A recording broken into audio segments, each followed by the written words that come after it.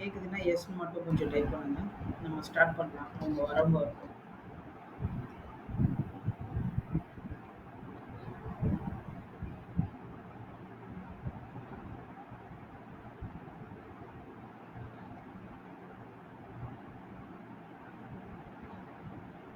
மீதி பேருக்கும் கேட்குது இல்லையா? சரண்ராஜன், சத்யஜீவி உங்களுக்கும் கேட்குது இல்லையா?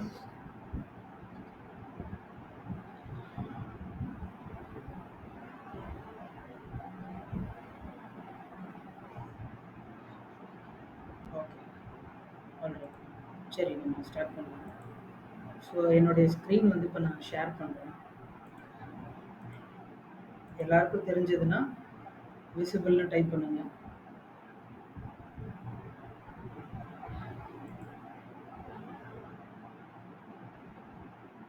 என் ஸ்க்ரீன் தெரியுதா உங்க எல்லாருக்கும்?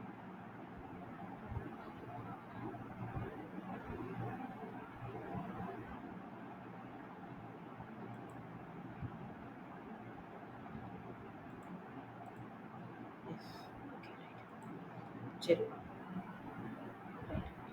ஆக்சுவலாக நம்ம வந்து பார்த்தீங்கன்னா HVAC சிஸ்டம் டிசைன் இந்த வெபினார் பற்றி தான் நம்ம வந்து ப்ரொமோட் பண்ணியிருந்தோம். ஸோ அதில் தான் நீங்கள் வந்து பார்ட்டிசிபேட் பண்ணுறதுக்காக வந்து பார்த்தீங்கன்னா அப்ளை பண்ணியிருந்தீங்க. இன்றைக்கி நம்ம ஃபுல்லாகவே HVAC சிஸ்டம் டிசைனை பற்றி நம்ம வந்து ஒரு 30 மினிட்ஸ் வந்து வெபினாரோட ப்ரெசன்டேஷன் இருக்கும். 30 மினிட்ஸ் வந்து உங்களுக்கு ஏதாவது டவுட்ஸ் இருக்குது, இல்லை இந்த ஃபீல்டை பற்றி ஏதாவது தெரிஞ்சுக்கணும், இல்லை இதில் இருக்கக்கூடிய benefits and pros and cons எல்லாம் தெரிஞ்சுக்கணும் அப்படின்னா நம்ம வந்து அதை பற்றி டிஸ்கஸ் பண்ணலாம். ஸோ 30 மினிட்ஸ் தான் உங்களோட டைம் எடுத்துப்பேன், அதுக்கு மேலே இல்லை. சரியா? ஓகே. ஸோ இந்த சப்ஜெக்ட் பேர் HVAC சிஸ்டம் டிசைன். HVACனா என்னன்னு சொல்லுவாங்கன்னு கேட்டிங்கன்னா heating, ventilation and air conditioning system அப்படின்னு சொல்லுவாங்க. So heating, ventilation, air conditioning இது மூணுமே தனித்தனி கான்செப்ட். இப்போ வந்து பார்த்தீங்கன்னா சம் யூரோப்பியன் கண்ட்ரி அந்த மாதிரி கண்ட்ரீஸ்லலாம் பார்த்தீங்கன்னா 6 மந்த்து சம்மர், 6 மந்த்து வின்டர் இருக்கும்போது அவங்களுக்கு வின்டரில் வந்து வார்ம் ஏர் வந்து தேவைப்படும். ஸோ அப்போ அந்த டைமில் நம்ம யூஸ் பண்ணக்கூடிய சிஸ்டம் தான் ஹீட்டிங் சிஸ்டம். வென்டிலேஷன்னா என்னன்னு கேட்டிங்கன்னா, இப்போ நம்ம வீடுகள் இருக்கு இல்லையா, வீட்டில் ஜன்னல்லாம் வச்சுருக்கோம்ல, ஜன்னல் எதுக்காக வச்சுருக்கோம் அப்படின்னு பார்த்தீங்கன்னா, உள்ளே இருக்க காற்று வெளியில் போகும், வெளியில் இருக்கக்கூடிய ஃப்ரெஷ் ஏர் வந்து உள்ளே வரதுக்காக நம்ம வச்சுருக்கோம். ஸோ இதையே கொஞ்சம் நம்ம வந்து எக்யூப்மெண்ட் பேஸ் பண்ணி பண்ணால் அது பேர் வந்து பியூர் வென்டிலேஷன் சிஸ்டம். நார்மலாக ஜன்னலில் பரிமாறுறது பேருமே வென்டிலேஷன் தான். அதாவது ரொம்ப நேரம் நம்ம சுவாசிச்சுட்டு இருக்கக்கூடிய காற்றை திருப்பி நம்ம வந்து அதே காற்றை சுவாசிக்கும் போது ப்ரீத்திங் இஷ்யூ வரும். அதனால நம்ம யூஸ் பண்ண காற்றை வெளியேற்றிட்டு வெளியில் இருக்க காற்றை உள்ளே கொண்டு வரது தான் இந்த வென்டிலேஷன் சிஸ்டத்தோட ஒர்க்கு. ஏர் கண்டிஷனிங் என்னன்னு கேட்டிங்கன்னா, இப்போ வந்து நிறைய ஊரில் வந்து பார்த்தீங்கன்னா சம்மர் தான் அதிகமாக இருக்கும், வெயில் கொஞ்சம் அதிகமாக இருக்கும். ஸோ அவங்களுக்கு கம்ஃபர்டபுளாக இருக்காது. அப்போ அந்த டைமில் நம்ம என்ன பண்ணியிருப்போம்னா ஏர் கண்டிஷனிங், நம்ம இப்போ வீட்டில் ஸ்பிளிட் ஏசி வச்சுருப்போம் இல்லையா, அதோடைய ஃபங்க்ஷன் என்ன, அது வந்து நம்மளுக்கு வந்து கொஞ்சம் வந்து கூலிங்கான காற்று வந்து கொடுக்குது இல்லையா. ஸோ அதே கான்செப்ட் தான் இது. அதை விட நம்ம வந்து கொஞ்சம் பெருசாக ஒரே எக்யூப்மெண்ட் வச்சு என்டையர் பில்டிங்கே கம்ஃபர்டபுளாக கூல் பண்ணுறது, இல்லைனா ஒரு எக்யூப்மெண்ட் வச்சு மல்டிபிள் ரூம். இப்போ ஸ்பிளிட் ஏசி பார்த்தீங்கன்னா ஒரு ரூமுக்கும் ஸ்பெசிஃபிக்காக நீங்கள் வைக்கிற மாதிரி இருக்கும். பட் இதே வந்து ஏர் ஹேண்ட்லிங் சிஸ்டமில் ஏதாவது யூஸ் பண்ணுறீங்க, அதாவது ஃபேன் காயில் யூனிட்டு, அப்புறம் வந்து பார்த்தீங்கன்னா ஏஹெச் சொல்லுவாங்க, ஏர் ஹேண்ட்லிங் யூனிட், பேக்கேஜ் யூனிட், இந்த மாதிரி நிறைய எக்யூப்மெண்ட்ஸ் இருக்குது. ஸோ இந்த எக்யூப்மெண்ட்லாம் பார்த்தீங்கன்னா ஒரு எக்யூப்மெண்ட் வச்சு எப்படி நம்ம பம்ப்லேருந்து ஒரு பைப்பு போட்டு தண்ணி ஒரு இடத்துக்கு இன்னொரு இடத்துக்கு கடத்துகிறோமோ, அதேமாரி காற்றை வந்து கூலிங்கான ஏரை வந்து ஒரு இடத்துலேருந்து இன்னொரு இடத்துக்கு கடத்துறதுக்காக நம்ம டக்ட்டுன்றதை யூஸ் பண்ணுவோம். இந்த இமேஜஸில் பார்த்தீங்கன்னா இங்கே தெரியுது இல்லையா, அதெல்லாம் வந்து டக்ட்டு. இந்த டக்ஸ்ல வந்து நிறைய இருக்குது. ஃப்ளெக்சிபிள் டக்ட்னு சொல்லுவாங்க. இது ஃப்ளெக்சிபிள்னா இஷ்டத்துக்கு வளைச்சிக்கலாம், எங்கே வேணுமோ அந்த இடத்துல நம்ம வச்சுக்கலாம். இதில் ரிஜிட் டக்ஸ்லாம் வந்து பார்த்தீங்கன்னா நம்மளுக்கு வந்து ஜிஐ மெட்டீரியலில், அலுமினியம் மெட்டீரியலில் வந்து பண்ணியிருப்பாங்க. அது ஸ்கொயர் ஷேப்பில், ரெக்டாங்குலர் ஷேப்பில், எலிப்டிக்கல் ஷேப் அண்ட் சர்க்குலர், இந்த 4 ஷேப்பில் இருக்கும். பொதுவாக நம்ம யூஸ் பண்ணுறது எல்லாமே ரெக்டாங்குலர் டக்ட் தான் வந்து நம்ம யூஸ் பண்ணுவோம். அந்த எக்யூப்மெண்ட்லேருந்து ஒரு ரெக்டாங்குலர் டக்ட் போட்டு ஒவ்வொரு ரூமுக்கும் வந்து நம்ம கம்ஃபர்டபுளாக ஏர் கண்டிஷனிங் ப்ரொவைட் பண்ணுறது தான் இந்த ஏர் கண்டிஷனிங் சிஸ்டம் அப்படின்றத நம்ம வந்து சொல்லுவோம். ஸோ எங்களை பற்றி சொல்லணும்னா எங்களுக்கு ஆக்சுவலாக 2 கம்பெனி இருக்குது. ஒரு கம்பெனி என்னன்னு கேட்டிங்கன்னா கிரியேஷன்ஸ் இன்ஜினியரிங். இந்த கிரியேஷன்ஸ் இன்ஜினியரிங்கில் நாங்கள் என்ன பண்ணுறோம்னு கேட்டிங்கன்னா MEPன்னு சொல்லுவாங்க, மெக்கானிக்கல் எலக்ட்ரிக்கல் பிளம்பிங். ஸோ இந்த mechanical electrical plumbing, fire fighting system இது எல்லாமே நம்ம வந்து கல்ஃப் கண்ட்ரின்னுவாங்க. கல்ஃப் கண்ட்ரினா Dubai, Saudi, Qatar, Oman, Kuwait இந்த மாதிரியான கண்ட்ரிஸ் எல்லாம் கல்ஃப் கண்ட்ரின்னுவாங்க. ஸோ அந்த கண்ட்ரிஸ் USA, நியூசிலாந்து இந்த மாதிரி கண்ட்ரிஸ்க்கு MEP design and shop drawing projects அங்கேருந்து நம்மளுக்கு டிராயிங் அனுப்புவாங்க. இங்கேருந்து நம்ம MEP டிசைனை பண்ணி அவங்களுக்கு சென்ட் பண்ணுவோம். ஸோ அந்த கம்பெனியோட ஃபங்க்ஷன் தான் கிரியேஷன்ஸ் இன்ஜினியரிங்கில் எல்லாம் நடந்துட்டு இருக்கு. நாங்க பண்றது எல்லாமே ரொம்ப பெரிய பெரிய project like historical recorded projects அந்த மாதிரியான ப்ராஜெக்ட்ஸ் எல்லாமே நம்ம யூஸ் பண்ணிருக்கோம். நீங்க வேணா ஆஃப்டர் த கிளாஸஸ்க்கு அப்புறமா நாடல் சபா, பாம் ஜுமேரியா, அப்புறம் வந்து மஸ்கட் இன்டர்நேஷனல் ஏர்போர்ட் இந்த மாதிரிலாம் நீங்க செக் பண்ணி பாருங்க. அது எல்லாமே பெரிய பெரிய ப்ராஜெக்ட்ஸ் எல்லாமே உங்களுக்கு இமேஜஸ் வந்து நீங்க பார்க்க முடியும். ஸோ அந்த ப்ராஜெக்டோட எம்இபி டிசைன் எல்லாமே நாங்கள் ஒர்க் பண்ணியிருக்கோம். சரியா? ஸோ எங்களோட ப்ராஜெக்ட் கம்பெனி நேம் பார்த்தீங்கன்னா கிரியேஷன்ஸ் இன்ஜினியரிங். அடுத்து இப்போ நாங்கள் உங்களுக்கு வந்து இந்த வெபினார் கண்டக்ட் பண்ணுறோம் இல்லையா, இது வந்து பார்த்தீங்கன்னா கிரியேஷன்ஸ் இன்ஜினியரிங் அகாடமின்ற இதுதான் வந்து பார்த்தீங்கன்னா வெபினார்ஸ் வந்து நாங்கள் கண்டக்ட் பண்ணிட்டு இருக்கோம். ஸோ இதில் வந்து பார்த்தீங்கன்னா கம்ப்ளீட்டடாக நம்ம MEP design, shop drawing services இது ரெண்டுத்தையுமே அவங்களுக்கு வந்து நம்ம வந்து ட்ரைனிங்ஸ் வந்து ப்ரொவைட் பண்ணிட்டு இருக்கோம். ஓகேவா? ஸோ அதாவது இப்போ நாங்கள் என்ன வேலை அங்கே கல்ஃப் கண்ட்ரி, யூஎஸ்ஏ, நியூசிலாந்துக்கு பண்ணிட்டு இருக்கோமோ அதே வேலையை இங்கே படிக்கக்கூடிய டிப்ளமோ, பிஇ, எம்இ முடிச்சவங்க, ஐடிஐயில் சம் டிவிஷனில் படித்தவங்களுக்குலாம் இந்த கோர்ஸில் டைரெக்டாக வேலைக்கு போக முடியாது. அதாவது ஒரு டிசைன் இன்ஜினியராக அந்த மாதிரி ரோலுக்கு போக முடியாது. அப்போ காலேஜ் டிகிரி முடிச்சுட்டு நம்ம அடிஷ்னலாக ஒரு விஷயம் தெரிஞ்சுக்கும் போது தான் அங்கே டைரெக்டாக ரெக்ரூட் பண்ணுவாங்க. முன்னாடி ஒரு 5 இயர்ஸ் 10 இயர்ஸ் பிஃபோர் தான் டைரெக்டாக கம்பெனியே வந்து பீப்புளை ரெக்ரூட் பண்ணிட்டு அவங்களுக்கு ட்ரைனிங் கொடுக்குறது அது இதுன்னு பண்ணிட்டு இருந்தாங்க. பட் இப்போ அந்த மாதிரியான சிச்சுவேஷன் கிடையாததுனால ட்ரைனிங் சென்டர், இந்த ப்ராஜெக்ட் ஓரியன்டான கம்பெனிஸ் எல்லாத்துல இருந்தும் பீப்புளை டைரெக்டாக படிச்சுட்டு வந்து ரெக்ரூட் பண்ணிக்கிற மாதிரி தான் பண்ணிட்டு இருக்காங்க. நாங்கள் வந்து பார்த்தீங்கன்னா எல்லாமே வந்து உங்களுக்கு லைவ் ப்ராஜெக்ட் ஓரியன்டாகவும் தென் கமர்ஷியலாக, அதாவது கமர்ஷியலான வியாபார ஓரியன்டான படிப்பு அது. அதாவது அங்கே வந்து உங்களுக்கு வந்து ஒரு வியாபார ஓரியன்டாக தான் உங்களை அங்கே நடந்துக்க வைப்பாங்க. அது ஓரியன்டாக தான் உங்களுக்கு இங்கே நாங்கள் சொல்லிக் கொடுக்குற படிப்பே இருக்கும். அதனால வந்து ஒரு பெஸ்ட் ஸ்கில்ஃபுல் ரிசோர்ஸாக நீங்கள் வந்து மாற முடியும். நாங்கள் இது வரைக்கும் ஒரு 1500 ஸ்டூடெண்ட்ஸ் இருக்கோம். பாஸ்ட் 8 இயர்ஸாக இந்த அகாடமி நாங்கள் ரன் பண்ணிட்டு இருக்கோம். 8 வருஷத்தில் 1500 பேருக்கு மேலே இது பண்ணியிருக்கோம். கண்டினியூஸாக 5 வருஷம் அவார்ட் வின்னிங் அகாடமி இது. அதுக்கடுத்து ஹோஸ்ட் நேம், என் நேம் வந்து பார்த்தீங்கன்னா கிருஷ்ணன் மது. ஸோ நான் வந்து நியர்பை 12 இயர்ஸ் வந்து இந்த ஃபீல்டில் இருக்கேன். இந்த 12 இயர்ஸும் வந்து பார்த்தீங்கன்னா இந்த எல்லா எம்இபியில் இருக்கக்கூடிய ஜிசிசி ப்ராஜெக்ட், அதாவது கல்ஃப் கண்ட்ரி ப்ராஜெக்ட்ஸும், யூஎஸ்ஏ, நியூசிலாந்து, ஆஸ்திரேலியா, அப்புறம் வந்து பார்த்தீங்கன்னா ஆஃப்ரிக்கன் ப்ராஜெக்ட்ஸ், இந்த மாதிரியான ப்ராஜெக்ட்ஸ் எல்லாமே நான் வந்து பண்ணியிருக்கேன். டோட்டலாக ஆக்சுவலாக நான் வந்து டிப்ளமோ முடிச்சுட்டு அதுக்கடுத்து பிஇ வந்து மெக்கானிக்கல் ஸ்பெஷலைசேஷன் நான் பண்ணியிருக்கேன். சரியா? நியர்பை 1100 ஸ்டூடெண்ட்ஸுக்கு மேலே நான் வந்து இந்த 12 வருஷத்தில், அதாவது நான் சொந்தமாக கம்பெனி ஆரம்பித்து 8 வருஷம் ஆகுது. அதுக்கு முன்னாடி வரைக்கும் பல ட்ரைனிங் சென்டர்ஸில் வந்து ஸ்டூடெண்ட்ஸ் வந்து நிறைய பேர் நான் வந்து ட்ரெயின் பண்ணியிருக்கோம். அப்புறம் கார்ப்பரேட் ட்ரைனிங் இதெல்லாம் நான் நிறைய பண்ணியிருக்கேன். ஸோ இது வந்து 1100 ஸ்டூடெண்ட்ஸ் பக்கம் இந்த 12 வருஷத்தில் மினிமம், அதாவது ஒரு 1160 அந்த மாதிரி பீப்புள் பக்கம் வந்து நாங்கள் ட்ரெயின் பண்ணியிருக்கேன். அதுக்கடுத்து கன்ஸ்ட்ரக்ஷன் இண்டஸ்ட்ரி, அதாவது இந்த ஹெச்விஏசி வந்து என்ன இண்டஸ்ட்ரிக்கு கீழே வருது அப்படின்னு கேட்டிங்கன்னா கன்ஸ்ட்ரக்ஷன் இண்டஸ்ட்ரின்னு சொல்லுவாங்க. இப்போ கன்ஸ்ட்ரக்ஷனில் பார்த்தீங்கன்னா நிறைய இருக்குது. நிறைய என்ன சொல்லலாம், ரெசிடென்ஷியல், அதாவது இந்த வீடு சொல்லுவாங்கள்ல, இண்டிவிஜுவல் வீடு, அப்பார்ட்மெண்ட்டு, ஃப்ளாட் சிஸ்டம் இதெல்லாம் சொல்கிறோம் இல்லையா, இதெல்லாம் ரெசிடென்ஷியல் கேட்டகரியில் வரும். அடுத்து கமர்ஷியல்னா அந்த ஆஃபீஸ் மாதிரியான ஸ்பேஸ், பிஸ்னஸ் பே, இந்த மாதிரியான இடங்கள்லாம் இருக்கு இல்லையா, ஸோ அதெல்லாம் கமர்ஷியலில் வரும். ஹாஸ்பிட்டல் பார்த்தீங்கன்னா உங்களுக்கு தெரியும் இல்லையா, சின்ன ஹாஸ்பிட்டல்லேருந்து பெரிய ஹாஸ்பிட்டல் வரைக்கும் எல்லாத்துமே இந்த ஹாஸ்பிட்டல் கேட்டகரியில் வரும். கிளினிக்ஸ் எல்லாமே, கேன்சர் சென்டர், இந்த மாதிரி எல்லாமே இதில் வரும். ஏர்போர்ட் இருக்கு இல்லையா, வேர்ல்டில் இருக்கக்கூடிய எல்லா ஏர்போர்ட்லேயும் கண்டிப்பாக எம்இபி சிஸ்டம் இல்லாமலாம் முழுமையடையாது. ஷாப்பிங் மால்ஸ் இருக்கு இல்லையா, இப்போ நீங்கள் ஒவ்வொருத்தரும் ஒவ்வொரு ஊரில் இருக்கீங்க. நாங்கள் தமிழ்நாடு ஃபுல்லாக தான் அட்வர்டைஸ் பண்ணியிருந்தோம். ஒரு சிலர் சென்னையில் இருந்திருக்கலாம், ஒரு சிலர் வேறு மதுரை, திருச்சி, கோயம்புத்தூர் இந்த மாதிரி இடத்துல இருந்திருக்கலாம். இப்போ நீங்கள் சென்னைனா எனக்கு பொதுவாக என்ன தெரியும்னா இந்த ஸ்கைவாக்கு, ஃபீனிக்ஸ் மாலு, அப்புறம் வந்து பார்த்தீங்கன்னா மெரினான்னு ஒரு புது மால் திறந்துருக்காங்க. அப்புறம் வந்து பார்த்தீங்கன்னா விஆர் மால், இந்த மாதிரி நிறைய மால்ஸ் வந்துருக்கு. ஸோ இந்த மால்லலாம் எம்இபி சிஸ்டம் இல்லாமல் கண்டிப்பாக உங்களுக்கு அப்ரூவலே தர மாட்டாங்க. ஸோ நம்மளுடைய இந்த சிஸ்டம் பேர் வந்து எம்இபி டிசைன்னு சொல்லுவோம். அந்த சிஸ்டம் இல்லைன்னா அந்த பில்டிங் வந்து என்னதான் கட்டினாலும் அது முழுமையடையாது.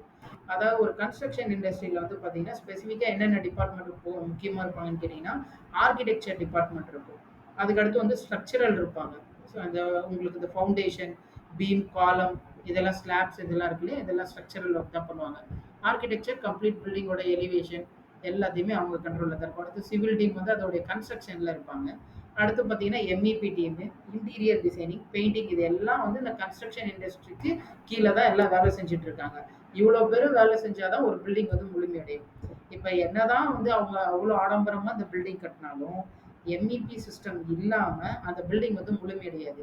அது எப்படி நான் அப்படி சொல்கிறேன்னு கேட்டிங்கன்னா, இப்போ பொதுவாக நம்மள மாதிரி சின்ன வீடுங்களே எடுத்துப்போமே.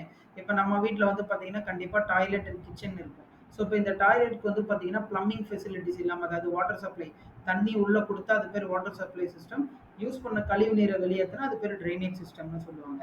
ஸோ இது இல்லாமல் கண்டிப்பாக இருக்காது. கிச்சன்லேயே அது கண்டிப்பாக இருக்கும். அடுத்து செடி கொடி ஏதாவது வந்து கொஞ்சம் பெரிய பெரிய பங்களாஸ் மாதிரி வச்சிருக்கவங்கலாம் வந்து உங்களுக்கு கிரீன் ஏரியான்னு சொல்லுவாங்க. கிரீன் ஏரியானா இரிகேஷன் செடி கொடிலாம் வச்சிருக்கோம் இல்லையா? ஸோ அந்த மாதிரி இடங்களுக்கு தண்ணி ப்ரொவைட் பண்றது, கழிவு நீரை வெளியேற்றுறது, மழை நீரை வெளியேற்றுறது, இது எல்லாமே வந்து பார்த்தீங்கன்னா ப்ளம்பிங் சிஸ்டத்துக்கு கீழே தான் இருக்கும். அதே மாதிரி எலக்ட்ரிக்கல் சிஸ்டம் இல்லாமல் எந்த பில்டிங்குமே இருக்கவே இருக்காது. சாதா சின்ன வீட்டுக்கு ஒரு லைட்டு ஃபேன் கூட உங்களோட எலக்ட்ரிக்கல் சிஸ்டத்துக்கு கீழே தான் வருது. சரியா? அதுக்கடுத்து வீடுகள்ல மோஸ்ட்லி சின்ன சின்ன வீடுகள்ல ஃபயர் ஃபைட்டிங்லாம் பண்ண மாட்டாங்க. இதே நீங்க மால், தியேட்டர்ஸ் இந்த மாதிரி எல்லா இடத்துக்கும் போனீங்கன்னா, இந்த ஃபயர் எக்ஸ்டிங்விஷர் சிவப்பு கலர்ல ஒரு சிலிண்டர் வச்சிருப்பாங்க. அதுதான் வந்து ஃபயர் எக்ஸ்டிங்விஷர். ஹோஸ் ரீல் ஒரு ஹோஸ் மாதிரி இருக்கும். அதுல தண்ணி வரும் பார்த்துருக்கீங்களா? ஸோ இது எல்லாமே வந்து பார்த்தீங்கன்னா ஃபயர் ஹோஸ் ரீலு அது எல்லாமே வந்து பார்த்தீங்கன்னா ஃபயர் ஃபைட்டிங் கீழே தான் வரும். ஸ்ப்ரிங்க்லர் சிஸ்டம் ஒரு பில்டிங்ல வந்து ஒரு பர்டிகுலர் போர்ஷன்ல 65 டிகிரி இல்ல 57 டிகிரி செல்சியஸ் இது 70 இல்ல 80 டிகிரி நம்மளுக்கு என்ன டிகிரி வேணுமோ அந்த டிகிரி வந்துச்சுன்னா ஆட்டோமேட்டிக்கா ஒரு பல்ப் பிளாஸ்ட் ஆகி அந்த ஏரியா ஃபுல்லா தண்ணி வந்து ஸ்ப்ரெட் ஆகும். இதெல்லாம் ஸ்ப்ரிங்க்லர் சிஸ்டம்னு சொல்லுவாங்க.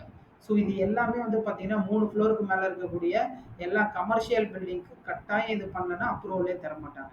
ஆனால் இதே கல்ஃப் கண்ட்ரி பார்த்தீங்கன்னு வச்சுக்கோங்களேன், ஒரு ஃப்ளோராக இருந்தாலும் இந்த எம்இபி இல்லாமல் கண்டிப்பாக உங்களுக்கு அப்ரூவல் தரவே மாட்டாங்க.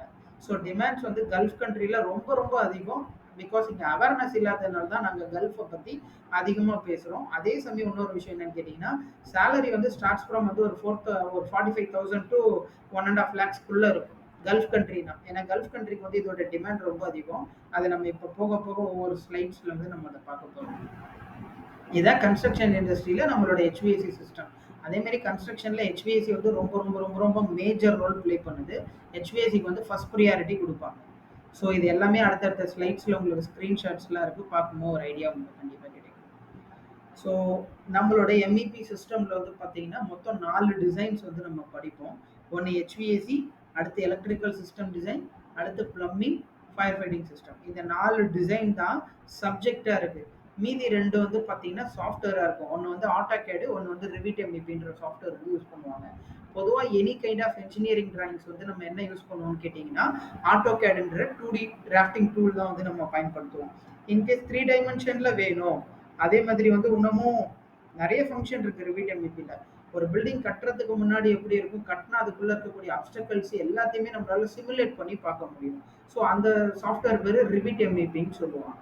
நம்ம இந்த 2 டூலில் தான் ஒர்க் பண்ணுறோம். பென்ட்லி அது இதுன்னு இருக்குது. பட் பொதுவாக இந்த 2 டூல் தான் வந்து எல்லாருமே பயன்படுத்துவாங்க 95%. ஸோ இந்த ஹெச்விஏசினா என்ன அப்படின்னு கேட்டிங்கன்னா, இப்போ பொதுவாக ஒரு ஆஃபீஸ் எடுத்துக்கங்க, இல்லை ஒரு வீட்டில் எடுத்துக்கங்களேன். ஏதாவது ஒரு முக்கியமான டெசிஷன்லாம் எடுக்கும்போது உங்களுக்கு வியர்த்து ஊற்றுது, இந்த வியர்வை வருது இல்லையா, வேர்த்து ஊற்றுது இல்லையா? ஸோ அந்த மாதிரிலாம் இருக்கும்போது உங்களால் ஒரு கம்ஃபர்டபுளான டெசிஷன் எடுக்க முடியாது. அப்புறம் வந்து உள்ளே இருக்கக்கூடிய காற்றை வெளியேற்றிட்டு வெளியில் இருக்க காற்று, அதாவது வென்டிலேஷன் சிஸ்டம் இந்த மாதிரிலாம் பண்ணலன்னா நம்மளால வந்து ப்ராப்பராக உள்ளே வந்து கம்ஃபர்டபுளாக இருக்க முடியாது. நீங்கள் கம்ஃபர்டபுளாக இல்லைன்னா உங்களால் ஒரு நல்ல முடிவு எடுக்க முடியாது. கொஞ்சம் இமேஜின் பண்ணி பாருங்களேன், நீங்கள் ஒரு வெறுப்புலேயே உட்காந்துட்டு இருக்கீங்க. அந்த வெறுப்பில் யாராவது வந்து உங்ககிட்ட பேசினா இன்னும் வெறுப்பு தான் அதிகமாகுமே தவிர்த்து ஒரு நல்ல முடிவு வந்து உங்களால் ப்ரீஸியான ஒரு ஃபீல்டில் எடுக்க முடியாது. ஸோ அதனால ஹியூமன் கம்ஃபர்டபுள் டெம்பரேச்சர் எவ்வளோன்னு சொல்லுவாங்கன்னு கேட்டிங்கன்னா, 23.69 டிகிரி செல்சியஸ் இருந்துச்சுன்னா ஒருத்தவங்க ரொம்ப கம்ஃபர்டபுளாக இருப்பாங்க. கம்ஃபர்டபுள்னா என்னன்னா ஓவர் கூலிங்கும் கிடையாது, ஓவர் ஹீட்டிங்கும் கிடையாது. நம்ம இந்த கையில் முடியெல்லாம் இருக்கு இல்லையா, இதுல இருந்து தான் வியர்வை துளிகள் வந்து நம்மளுக்கு வெளியில் வரும். அந்த வியர்வை வராத அளவுக்கு இருக்கக்கூடிய டெம்பரேச்சர் தான் கம்ஃபர்டபுள் டெம்பரேச்சர். நிறைய பேர் ஸ்பிளிட் ஏசியில் 16 டிகிரி செல்சியஸ்லாம் வச்சிருப்பாங்க. ஆக்சுவலாக it's not a comfortable temperature. At least most work கேஸ்க்கு ஒரு 20-21 மெயின்டைன் பண்ணணும்.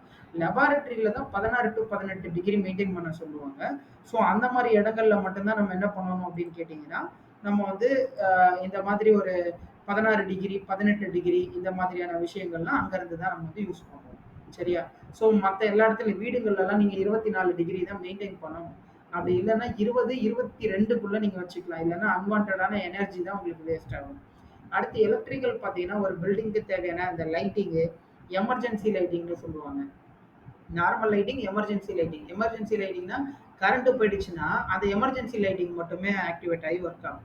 ஸோ இதெல்லாம் பெரிய பெரிய பில்டிங்ல நீங்கள் பார்த்துருக்கலாம், பெரிய பெரிய ஹோட்டல்ஸில் பார்த்துருக்கலாம். இங்கே நான் சொல்கிறேன் இந்தியாவில். இதே மற்ற கண்ட்ரினா காமனாகவே இது எல்லா இடத்துலையுமே வச்சுருப்பாங்க. பொதுவாக ஒரு 80% நல்லா வளர்ந்த நாடுகளில் பார்த்தீங்கன்னா. அதுக்கப்புறம் வந்து பார்த்தீங்கன்னா உங்களுக்கு வந்து என்னென்ன எக்யூப்மெண்ட் வச்சுருக்கீங்க, இப்போ லைக் வந்து ஃப்ரிட்ஜ் வச்சுருக்கீங்க, இல்லை மைக்ரோவேவ் ஆன் வச்சுருக்கீங்க, இல்லை உங்கள் ஆஃபீஸ் எக்யூப்மெண்ட் சோர்ஸ் எக்யூப்மெண்ட் எது வச்சுருந்தாலும் அதுக்கு ஒரு பவர் சப்ளை தேவைப்படும் இல்லையா? இந்த மாதிரி பவர் சப்ளை ப்ரொவைட் பண்ணுறத நம்ம பவர்னு சொல்லுவோம். அடுத்து சிசிடிவி செக்யூரிட்டி சிஸ்டம், அடுத்து ஃபயர் அலாரம். அந்த ஃபயர் ஆகிறதுக்கு முன்னாடி அது வந்து ஸ்மோக் டிடெக்டர், ஹீட் டிடெக்டர்னுவாங்க. அதாவது ஸ்மோக் டிடெக்டர் வந்து புகை இருந்ததுன்னா அத கண்டுபிடிச்சு கண்ட்ரோல் பேனலுக்கு சிக்னல் குடுக்கும். இதே ஹீட் டிடெக்டர்னா அந்த ரூம்ல இவ்வளோ ஹீட் ஆயிடுச்சு அப்படின்னா, ஆட்டோமேட்டிக்கா வந்து அது கண்ட்ரோல் பேனலுக்கு சிக்னல் குடுக்கும். இதெல்லாம் வச்சு ஃபயர் அலாரம் வந்து சிக்னல் குடுக்கும். சவுண்டா கத்தும். ஃபயர், ஃபயர், ஃபயர்ன்ற மாதிரி உங்களுக்கு அந்த ஃபயர் அலாரத்தோட சைரன் சவுண்ட் வந்து கேட்க ஆரம்பிக்கும். இந்த ஃபயர் அலாரம் அடுத்து எல்லாத்துக்கும் பவர் சப்ளை குடுக்கறதுக்கு வந்து ஒரு ட்ரே அண்ட் ட்ரங்கிங்னுவாங்க. அதாவது இந்த பெரிய பெரிய கேபிள்ல இருக்குல்ல, ஒயர் வந்து கேபிள்குள்ள இருக்கும். மல்டிபிள் கேபிள் வந்து பார்த்தீங்கன்னா, உங்களுக்கு ட்ரே அண்ட் ட்ரங்கிங்ல தான் வந்து கடத்தி எடுத்துட்டு போவாங்க. ஓகேவா? ஸோ அந்த மாதிரி எல்லா ஐட்டமும் உங்களுக்கு வந்து எலக்ட்ரிக்கல்ன்ற இந்த கேட்டகரிக்கு கீழ தான் வரும். அடுத்து பிளம்பிங்ல வந்து பார்த்தீங்கன்னா, உங்களுக்கு 2ஆ பிரியும். ஒண்ணு வந்து வாட்டர் சப்ளை சிஸ்டம், இன்னொன்னு வந்து பார்த்தீங்கன்னா ட்ரைனேஜ் சிஸ்டம். வாட்டர் சப்ளை சிஸ்டம்னா நம்ம வீட்ல இந்த வாஷ் பேசின், ஷவரு, பாத் டப்பு, வாட்டர் கிளாசெட்டு இந்த மாதிரி இருக்கு இல்லையா? அப்புறம் கிச்சன் சிங்க் இதுக்கெல்லாம் தண்ணி சப்ளை அதாவது வாட்டர் வந்து நம்ம ப்ரொவைட் பண்ணா அந்த சிஸ்டம் பேரு வாட்டர் சப்ளை சிஸ்டம். இதுவே அந்த யூஸ் பண்ண கழிவு நீரை நீங்க வெளியேற்றுவீங்க இல்லையா? அது வந்து பார்த்தீங்கன்னா ட்ரைனேஜ் சிஸ்டம். இது வந்து டைரக்ட்டா ஒரு சில வீட்ல வந்து கார்ப்பரேஷன் கண்ட்ரோல்ல இல்லாததுனால செப்டிக் டேங்க் யூஸ் பண்ணுவாங்க.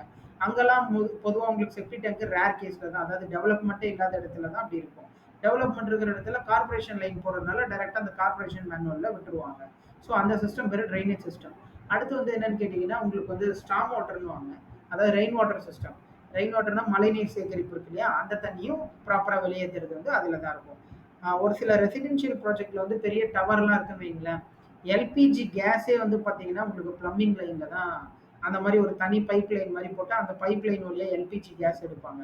இது வந்து கிச்சன் மாதிரி இப்ப பெரிய கிச்சன் இந்த தலப்பாக்கட்டி இந்த மாதிரி பெரிய பெரிய ரெஸ்டாரண்ட்லாம் இருக்குல்ல. அவங்கலாம் வந்து பார்த்தீங்கன்னா, உங்களுக்கு வந்து எப்படி யூஸ் பண்ணுவாங்கன்னு கேட்டீங்கன்னா, சென்ட்ரலைஸ்டு கிச்சன்னு சொல்லுவாங்க. சென்ட்ரலைஸ்டு கிச்சன்னா ஒரு இடத்துல சமைச்சு மல்டிபிள் லொகேஷனுக்கு கொண்டு போவாங்க. ஸோ அப்ப அங்கலாம் பார்த்தீங்கன்னா, கேஸ் லைன் வந்து ஒவ்வொரு சிலிண்டரா தூக்கிட்டு போய் உள்ள வைக்க முடியாது. ஒரு பெரிய சிலிண்டர் இருக்கும்.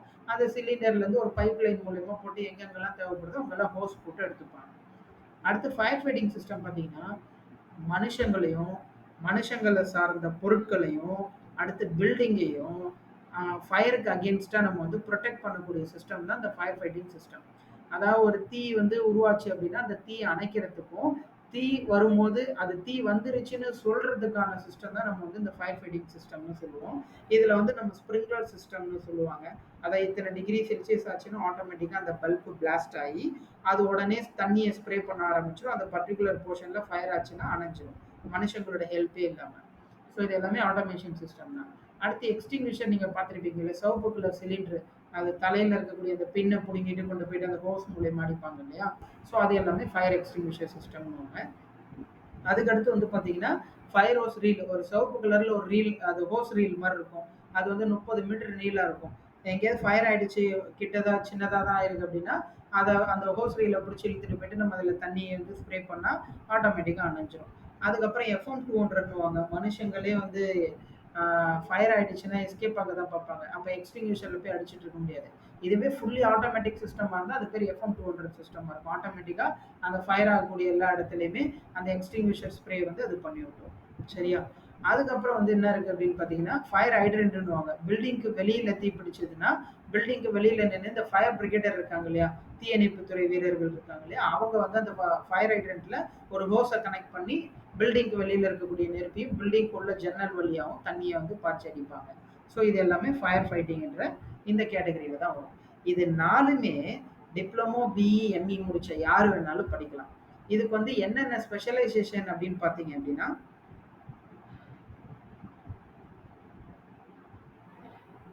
அதாவது எலிஜிபிலிட்டி கிரைட்டீரியான்னுவாங்க. யாரெல்லாம் இத படிக்கலாம்னு கேட்டா, diploma, BE, BTech, ME, MTech note. All departments are eligible. எப்படி எல்லா டிபார்ட்மெண்ட்டும் படிக்கலாம் அப்படின்னு கேட்டீங்கன்னா, ஒரு சிலர் டிப்ளமோ முடிச்சவங்க வந்து ஃபர்ஸ்ட் இயர் காமன் தான். எல்லா டிபார்ட்மெண்ட்டுக்கும் சேம் சப்ஜெக்ட் தான் இருக்கும். அப்ப பேசிக்ஸ் ஆஃப் மெக்கானிக்கல் இன்ஜினியரிங்னு ஒரு சப்ஜெக்ட் இருக்கும். இல்லன்னா இன்ஜினியரிங் கிராபிக்ஸ் இது எல்லாமே உங்களோட காமன் சப்ஜெக்ட் தான். இதே பிஇல பார்த்தீங்கன்னா, ஒரு சிலர் டைரக்டா டிப்ளமோ முடிச்சவங்க செகண்ட் இயர் லேட்டரல் என்ட்ரில வந்துருவாங்க. இதே ஃபர்ஸ்ட் இயர்ல இருந்து படிச்சவங்க வந்து basics of mechanical engineering, engineering graphics இந்த மாதிரி காமனா எல்லா டிபார்ட்மெண்ட்டும் ஒண்ணா தான் படிப்பாங்க. ஸோ அந்த ஒரு நாலேஜ் இருந்தாலே இதை நீங்க வந்து படிச்சுக்க முடியும். இதுலயும் ஒன்றும் ஸ்பெசிஃபிக்கா யார் வந்து ரொம்ப எலிஜிபிள்னு கேட்டீங்கன்னா, மெக்கானிக்கல் டிவிஷன் ரொம்ப ரொம்ப எலிஜிபிள். எலக்ட்ரிக்கல் கோர்ஸுக்கு எலக்ட்ரிக்கல் பீப்புள் ரொம்ப எலிஜிபிள். மற்ற பீப்புள் சிவில் பீப்புளும் ஓகே ஓரளவுக்கு வந்து கண்டிப்பா வந்து ஏன்னா சிவில்ல வந்து பிளம்பிங் சிஸ்டம் வந்து ரொம்ப வரும். மற்ற டிபார்ட்மெண்ட்லாம் படிக்கலாம். ஏன்னா பிகாஸ் அவங்க ஃபர்ஸ்ட் இயர்ல காமனா படிச்சதுனால அவங்க வந்து பார்த்தீங்கன்னா இந்த கோர்ஸ் படிக்கிறதுக்கு வந்து ரொம்ப எலிஜிபிளான பீப்புள் தான். ஸோ அதுக்கடுத்து வந்து பார்த்தீங்கன்னா, நாங்க என்னென்ன கோர்சஸ்லாம் இங்க ஆஃபர் பண்ணிட்டு இருக்கோம் அப்படின்னு கேட்டீங்கன்னா, நீங்க ஏற்கனவே மேல 4 பார்த்தீங்களே, HVAC சிஸ்டம் டிசைன் வந்து பண்ணிட்டு இருக்கோம். Plumbing system design, fire fighting system design, electrical system design. இது 4மே பில்டிங்கோட டிசைன் கோர்ஸ்ன்னு சொல்லுவாங்க. அதுக்கப்புறம் வந்து பார்த்தீங்கன்னா, உங்களுக்கு அந்த 4 பில்டிங் கோர்சஸ் தவிர்த்து மீதி எல்லாமே வந்து பார்த்தீங்கன்னா, ஆட்டோகேட் சாஃப்ட்வேர். அதாவது இந்த சைடுல இருக்கிறதெல்லாம் சாஃப்ட்வேர்ஸு. நம்ம யூஸ் பண்ணக்கூடிய சாஃப்ட்வேர் வந்து பார்த்தீங்கன்னா, மொத்தம் 3 இருக்கு. ஆ பொதுவா அந்த 2 தான் பயன்படுத்துவாங்க. இது வெறும் யுஎஸ், யுகே ஏதாவது ஒரு சின்ன சின்ன கம்பெனிஸ்ல வந்து இத பயன்படுத்துவாங்க. ஆட்டோகேட்ன்றது 2டிக்காக நம்ம யூஸ் பண்ணுவோம். ஆட்டோகேட்ல 3டி பயன்படுத்த மாட்டோம். இது இதுக்குன்னு கிடையாது. மெக்கானிக்கல் டிசைனுக்கு கூட ஆட்டோகேட்ட நம்ம அதுக்கு பயன்படுத்த மாட்டோம். 2டி டிராயிங் போடுறதுக்கு தான். ஏன்னா மெக்கானிக்கல் டிசைனை பொறுத்தவரைக்கும் உங்களுக்கு க்ரியோ, சாலிட் ஒர்க்ஸ், கேட்டியா இந்த மாதிரியான ஹை அண்ட் டூல்ஸ் இருக்கு. அதாவது கம்மியான டைம்ல நல்ல ப்ரொடக்டிவிட்டி கொடுக்க முடியும். ஆட்டோகேட்ல இருக்கக்கூடிய 3டி எதுக்குன்னா உங்களுடைய அண்டர்ஸ்டாண்டிங் அண்ட் ஜென்ரல் ஒரு பர்பஸ்க்காக மட்டும்தான். ஏன்னா அங்கிருந்து நீங்க ரொம்ப ஒர்க் பண்ணும்போது உங்களுக்கு ரொம்ப அந்த பிளேன் வியூலாம் வச்சுட்டு ப்ராப்பரா ஒர்க் பண்றது ரொம்ப கஷ்டமா இருக்கும். இதே நீங்க க்ரியோ, சாலிட் ஒர்க்ஸ்லாம் பார்த்தீங்கன்னா கொஞ்சம் ஈஸியா ஒர்க் பண்ண முடியும். ஓகேவா? அடுத்து ரிவிட். ரிவிட்ன்ற சாஃப்ட்வேர் நான் சொன்னேன் இல்லையா? உங்களுக்கு ஏற்கனவே அது ஒரு 3டி மாடலிங் சாஃப்ட்வேர். இதுல வந்து பில்டிங் கட்டுறதுக்கு முன்னாடி அதோடைய 3டி வியூல நீங்க ப்ராப்பரா பார்க்க முடியும். ஒரு சர்வீஸ்க்கு இன்னொரு சர்வீஸ்க்கு அதாவது HVAC பிளம்பிங்கும் ஒண்ணு ஒண்ணு கிளாஷ் ஆயிருக்கா? கிளாஷ் ஆகாம போதா? எவ்வளவு மெட்டீரியல் பயன்படுத்தியிருக்கோம்? இது அப்புறம் என்னென்ன ப்ராடக்ட்லாம் உள்ள வச்சிருக்கோமோ அதோட ஷெட்யூல்ஸ் எல்லாம் ஒரு சிங்கிள் கிளிக்ல நீங்க ரெடி பண்ணிட முடியும். ஓகேவா? அதுக்கு தான் வந்து இந்த ரிவிட் MEP சாஃப்ட்வேர் யூஸ் பண்ணுவாங்க. இதே சாஃப்ட்வேர் ஆட்டோகேட்லயே கொஞ்சம் டெவலப் பண்ணதுனால இது வந்து ஆட்டோகேட் MEP சாஃப்ட்வேர்ன்றாங்க. அதுக்கடுத்து MEP வித் ஜாப் கோர்ஸ் இருக்கு. அதாவது கோர்ஸ் முடிச்சோன்னே இன்டர்வியூவே இல்லாம டைரக்டா எங்களோட சென்னை ஆஃபீஸ்ல ரெக்ரூட் பண்ணிப்போம். அது மெக்கானிக்கல் இன்ஜினியர்னா அது HVAC, plumbing, fire fighting, AutoCAD. இந்த 4 சேர்ந்த பேக்கேஜ் வந்து 6 மந்த் ஃபுல் டைம்ல படிப்பாங்க. 8 மந்த் கோர்ஸுமே இருக்கு. ஸோ இப்போ அந்த மாதிரி படிக்கிறவங்களுக்கு இன்டர்வியூ இல்லாம டைரக்டா நாங்க ஜாப் கொடுத்துட முடியும். எப்படி எங்களால இன்டர்வியூவே இல்லாம ஜாப் கொடுக்க முடியுதுன்னு கேட்டீங்கன்னா, எனக்கு சொந்தமா ஒரு ப்ராஜெக்ட் கம்பெனி 2 ட்ரெய்னிங் சென்டர் இருக்கிறனால, என்னுடைய ப்ராஜெக்ட்டுக்கான பீப்பிள இங்க படிக்கிற அதுவும் இங்க குவாலிஃபைடான பீப்பிள மட்டும் தான் நாங்க டைரக்ட்டா ரெக்ரூட் பண்றோம். இதே வெளியில இருந்து வரும்போது நாங்க பண்ணக்கூடிய அந்த குவாலிட்டி இருக்காது. சம்டைம்ஸ் அவங்கள வந்து நீங்க ட்ரெயின் பண்ற மாரி இருக்கும். ஏன்னா இங்க இந்தியன் ப்ராஜெக்ட் ஒர்க் பண்ணவங்க நெறைய பேர் இருப்பாங்க. ஸோ இன்டர்நேஷனல் ப்ராஜெக்ட் ஒர்க் பண்றவங்க கம்மியா தான் இருப்பாங்க. அப்ப அப்படி இருக்கும்போது நெறைய குவாலிட்டி இஷ்யூஸ்லாம் வரும். அந்த மாரி ப்ராப்ளம்லாம் வரக்கூடாதுன்றதுக்காக தான் டைரக்ட்டா வித் ஜாப் கோர்ஸ் எங்களுக்கு நாங்க வந்து ட்ரெயின் பண்ணி எடுத்துக்கிறோம். சரியா? அதுக்கடுத்து HVAC பத்தின ஒரு சின்ன அபோட்டஸ். இது என்னன்னா நம்ம காலேஜ்ல வந்து பார்த்தீங்கன்னா, தெர்மோடைனமிக்ஸ், அடுத்து வந்து பார்த்தீங்கன்னா, heat and mass transfer, fluid mechanics, engineering graphics இந்த சப்ஜெக்ட்ல இருந்து பில்ட் ஆன இந்த சப்ஜெக்ட் தான் HVAC. அதனால தான் இத மெக்கானிக்கல்ன்றோம். ஆக்சுவலா அது பேர் மெக்கானிக்கல் தானே போட்டீங்க. ஏன் HVACன்னு போட்டிருக்கீங்கன்னு கேட்டீங்கன்னா, மெக்கானிக்கல்ல இந்த 5 சப்ஜெக்ட்டோட காம்போவா இருக்கிறனால அது மெக்கானிக்கல். பிளம்பிங், ஃபயர் ஃபைட்டிங்குமே மெக்கானிக்கல் தான். ஏன்னா பிளம்பிங் பொறுத்தவரைக்கும் இட்ஸ் பக்கா fluid mechanics and engineering graphics. அடுத்து ஃபயர் ஃபைட்டிங்கும் fluid mechanics and engineering graphics, fire and safety. அதனால வந்து மெக்கானிக்கல் டிபார்ட்மெண்ட் இல்ல சப் டிபார்ட்மெண்ட் எல்லாமே அலௌடு தான் அந்த கோர்ஸ் படிக்கிறதுக்காக. இது இந்த சர்வீஸ் இல்லைன்னா ஹியூமனா வந்து கம்ஃபர்டபுளா வச்சுக்க முடியாது. ஒரு அன்கம்ஃபர்டபுள் சிச்சுவேஷன்ல இருப்பாங்க. அதனால தான் இந்த HVACயை நம்ம வந்து கண்டிப்பா பண்றோம். இது எனி கைண்ட் ஆஃப் பில்டிங் கட்டாயமா தேவைப்படக்கூடிய சர்வீசஸ். அதனால இதுக்கு டிமாண்ட் ரொம்ப அதிகம்.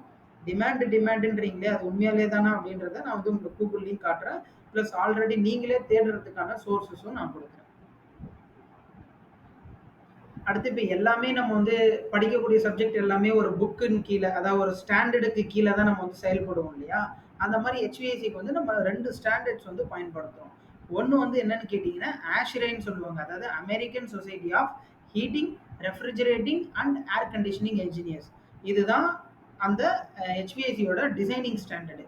இதே HVACயோட டக்டிங்கை வந்து ஃபேப்ரிகேட் பண்ணுறதுக்கு ஸ்மாக்னான்னு ஒரு ஸ்டாண்டர்ட் பயன்படுத்துவோம். Sheet metal and air conditioning contractors national association இந்த புக்கின்க்கு கீழே தான் நம்மளால டிசைன்லாம் பண்ண முடியும். அதாவது எந்த ஒரு டிசைனாக இருந்தாலும் அதுக்கு ஒரு கைட்லைன் இருக்கும். அந்த கைட்லைன்ன்றது இந்த கோட் ஆஃப் ஸ்டாண்டர்ட் தான். நம்ம கிட்ட இருக்கக்கூடிய அந்த 4 சப்ஜெக்ட்டுமே கட்டாயம் ஒரு கோட் ஆஃப் ஸ்டாண்டர்டுக்கு கீழே தான் இயங்கிட்டு இருக்கு. ஏனோ தானோன்னு அது இயங்கல. இப்போ நீங்க மெக்கானிக்கல் படிச்சிருந்தீங்கன்னா உங்களுக்கு தெரிஞ்சிருக்கும். உங்களுக்கு டிசைன் ஆஃப் மெஷின் எலமெண்ட்னு ஒரு சப்ஜெக்ட் இருந்திருக்கும். அதுல PSG டேட்டா புக் எப்படி போய் ரெஃபர் பண்ணி பண்றீங்களோ, அதே மாதிரி இங்க வந்து இந்த ஆஷ்ரே அண்ட் ஸ்மாக்னா புக்ஸை ரெஃபர் பண்ணி தான் நம்ம வந்து ஒர்க் பண்ணுவோம். சரியா? ஸோ இந்த HVAC ஃபுல்லாவே இந்த 2 ஸ்டாண்டர்டுக்கு கீழே தான் இயங்கிட்டு இருக்கு. இந்தியால வந்து என்ன ஸ்டாண்டர்ட் யூஸ் பண்ணுவாங்கன்னு கேட்டீங்கன்னா, இந்த ஏ எடுத்துட்டு ஐ வரும். இஷ்ரே. அதாவது Indian society of heating, refrigerating and air conditioning engineers. So அந்த ஸ்டாண்டர்ட் வந்து இங்க பயன்படுத்துவாங்க. HVACல முக்கியமா நம்ம என்னென்ன சப்ஜெக்ட்ஸ்லாம் படிப்போம் அப்படின்னு கேட்டிங்கன்னா, டக்ட்ஸ்ன்னு சொல்லுவாங்க. அதாவது டக்ட்ஸ்னா, நான் இப்ப சொல்லியிருந்தேன் இல்லையா? ஒரு இடத்துலேருந்து இன்னொரு இடத்துக்கு தண்ணிய கடத்துறதுக்கு மோட்டர் அந்த இதுல பம்புல இருந்து நம்ம வந்து ஒரு பைப்பு போட்டு எப்படி கடத்திட்டு போறோமோ, அதே மாரி அங்க மோட்டரு அந்த பம்ப் யூஸ் பண்ணுவாங்க. இங்க வந்து பார்த்தீங்கன்னா, என்ன யூஸ் பண்ணுவாங்கன்னு கேட்டீங்கன்னா, ஃபேன் யூஸ் பண்ணுவாங்க. ஃபேன் எதுக்கு அப்படின்னு கேட்டீங்கன்னா, அந்த ஏர வந்து ஃபோர்ஸபிளா உங்களுக்கு சக் பண்ணி டெலிவர் பண்ணும். சரியா?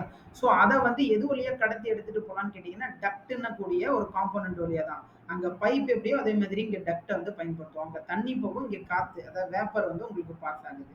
ஸோ அந்த சிஸ்டத்த பத்தி ஃபுல்லா படிக்கிறது எல்லாமே டக்ட்ஸ்ன்னு சொல்லுவாங்க. ஏர் அவுட்லெட்னா அந்த டக்ட் வழியா நம்ம கொண்டு வந்துட்டு இங்க பார்த்தீங்கன்னா உங்களுக்கு தெரியுதா? இதுல பாருங்க. இது வழியா உங்களுக்கு காத்த வெளியே ஏத்துவாங்க. இப்படி இது இது பேர் தான் டிஃப்யூசர்ன்னு சொல்லுவாங்க ஏர் அவுட்லெட்.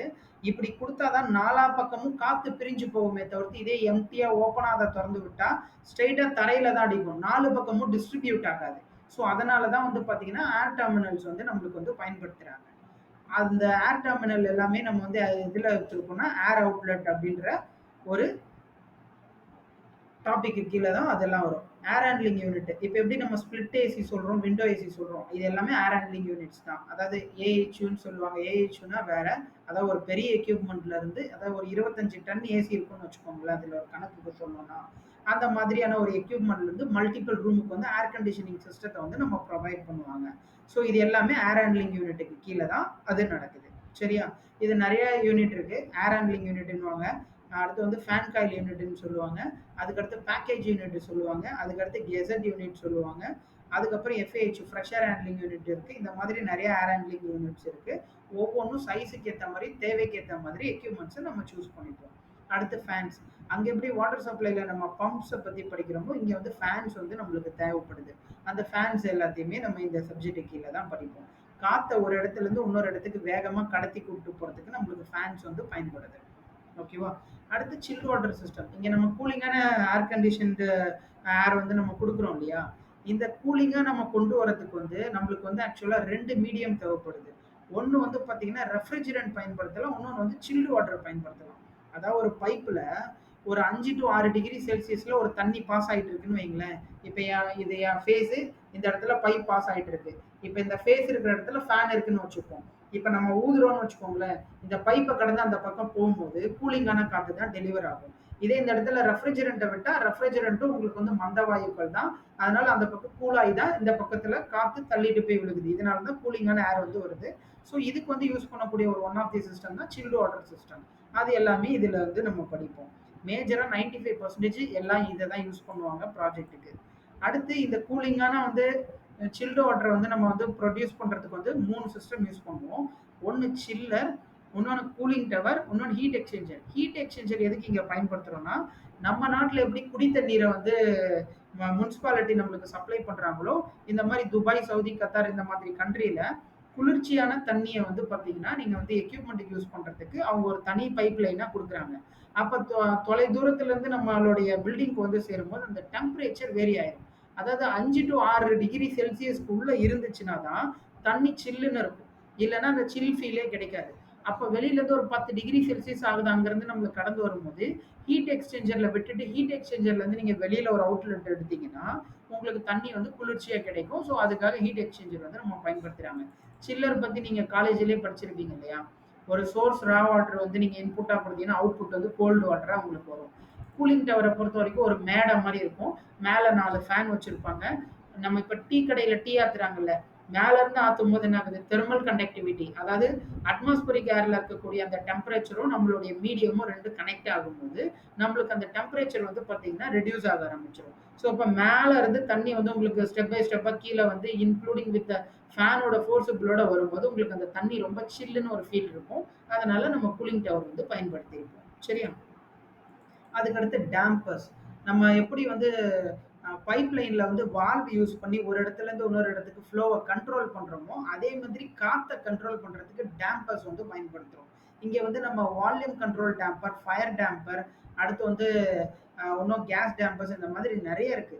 ஸோ பொதுவா நம்ம வந்து விசிடி வால்யூம் கண்ட்ரோல் டேம்பர்னு பயன்படுத்துவாங்க. தேவைக்கு அதிகமான காத்து அந்த இடத்துக்கு போகாம தடுக்கிறதுக்காகவும், லிமிட்டேஷன் பண்றதுக்காகவும் இந்த டேம்பர் பயன்படுத்துவாங்க. இஸ் ஈக்குவல் டு வால்வ்னு நீங்க ஞாபகம் வச்சுக்கலாம். அடுத்து இன்சுலேஷன். ஒரு குளிர்ச்சியான தண்ணி வந்து ஒரு பைப் லைன்ல போயிட்டு இருக்குன்னு வச்சுக்கோங்களேன்.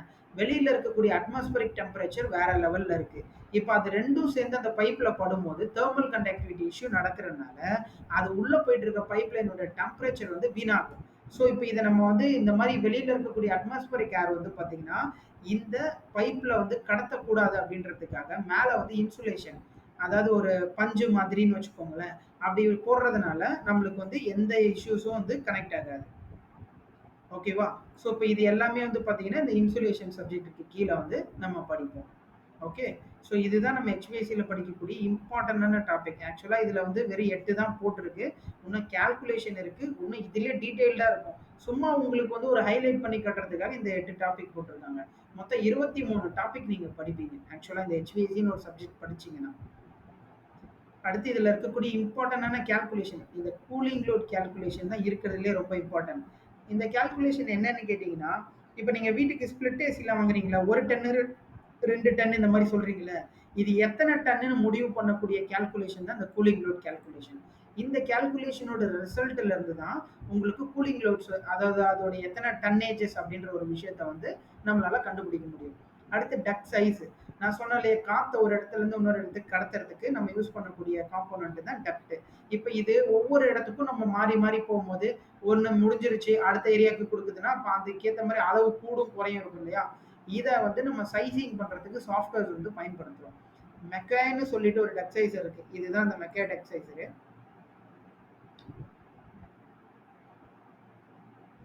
இது வந்து ஒரு ஒன் ஆஃப் தி சாஃப்ட்வேர். இங்க வந்து நம்ம ஃப்ளோ ரேட், அதாவது இங்க டன்னுன்னு சொல்றீங்க இல்லையா, நாங்க வந்து இங்க சிஎஃப்எம்னு சொல்லுவாங்க, கியூபிக் ஃபீட் பர் மினிட்.